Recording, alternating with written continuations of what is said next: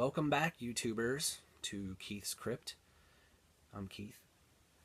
Sorry I haven't posted in a couple weeks, but it is October. It is the season for some horror comic action, and I've been promising in my past videos some pre-code horror stuff. If you look on my old channel, it should be listed under my favorites as like old stuff. You'll see I already covered about 5 years ago Adventures into Darkness. I have the complete run of that, so you might want to check that out for some pre-code stuff. I'm a completionist, and I tried to get all the pre-code horror comics I could. I started collecting them back in the 90s. They were, still somewhat affordable back then. Plus, I was single. Didn't have any kids. That makes a big difference. But then sometime, I'd say in the late 90s, pre-code horror comics just started getting outrageously expensive, and it's really hard to be a completionist with that these days. So, but being the OCD person I am, I'm going to move on to alphabetically here. After Adventures into Darkness, there would have been ACG's Adventures into the Unknown. I'm not going to cover that today because that is a huge series. I think it's like 60 some pre-code issues, and I have almost all of them, but that would just take up a lot of time. I might go back to that another day instead of moving on to Atlas's Adventures into Terror. And by the way, if you're a horror comics fan and you don't know what I'm talking about when I use the term pre-code, please do yourself a favor and do a little research. I could go into it today, but it would take up so much more time. It's a very interesting time in the United States in general, but in particular for comic books, the era from like 1950 to 1955. Anyway, Atlas, if you don't know, is what Marvel Comics was called before they became Marvel Comics. So Stan Lee wrote a lot of these stories in the books I'm about to show you. So let's just get rolling here. I'm gabbing too much. Here we have Adventures into Terror, and I think this is the earliest one I've got. It's number 3. I'm gonna try to show this with cutting down on glare. I'm still trying to work out some videography issues. Here is number 4. Like, I'm not gonna bother to take these out of the bags because I'm just lazy like that. That has a detached cover. Some of these were bought after pre-code started getting really expensive, and I had to really settle for, whatever I could afford. And here's a nice looking issue. It's number 6. That's a really cool cover, I think. Oh yes, for example, here we have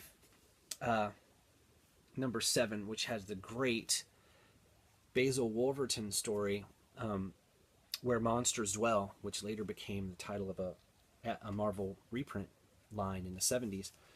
It's coverless, and I got a little photocopy reproduction of the cover, but that's all I could afford for this particular issue. That's a pretty pricey issue. Moving on, here we have number 8, Enter the Lizard. Didn't the Lizard become like a Spider-Man villain? And we have number 9, Dark Dungeon. Pretty cool, I think. Moving right along. This was the very first one I ever bought. Number 10. Very first of the series, that is. My early pre-code collecting days. I think I started collecting pre-code in 1993 or 1994, thereabouts, just before the boom started. Here's number 12.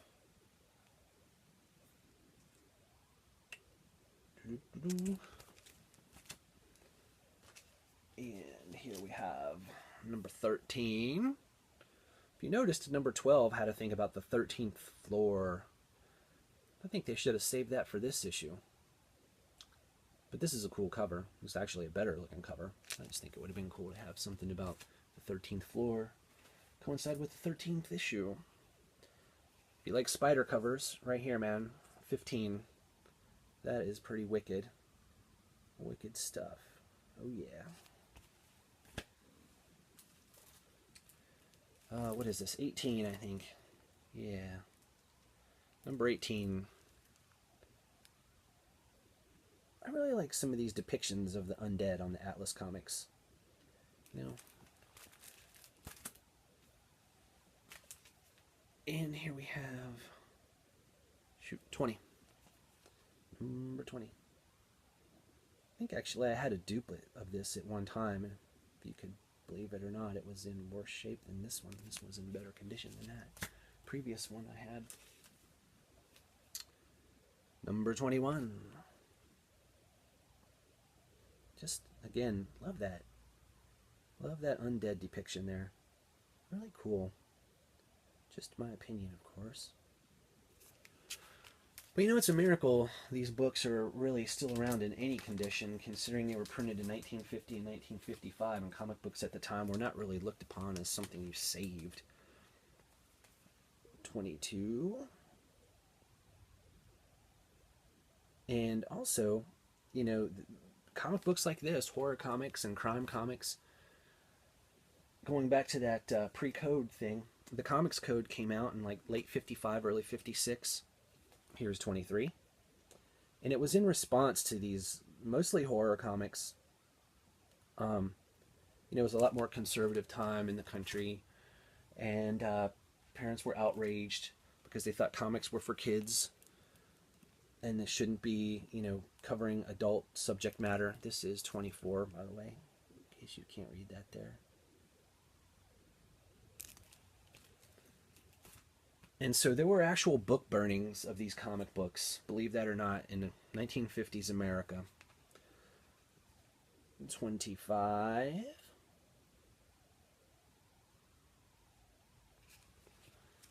So yeah, so these books are still around is great. And 26, nice hanging cover.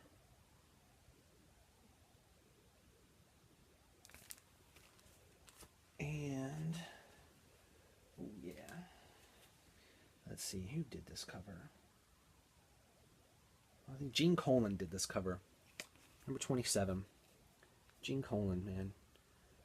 Really known for, what, Tomb of Dracula, 70s bronze horror at Marvel. But there is some pre-code Gene Colan right on the cover. Very cool stuff. Winding it down, number 28 here. Just a couple more left.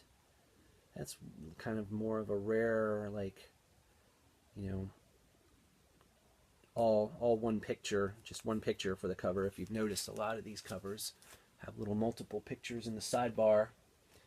Here's another one, number 29, that has just one picture for the cover, which is, of course, your more stereotypical comic book cover. And number 30, The Dead Don't Sleep. Man, that is a really cool cover. Very, very cool. And is this my last one? Yes, it is. It was the last issue of the series, too, by the way. Number 31. Yeah, he's kind of a headless dude there. But you see, once again, very much a reader copy. But who cares? I've got it. So that wraps that up.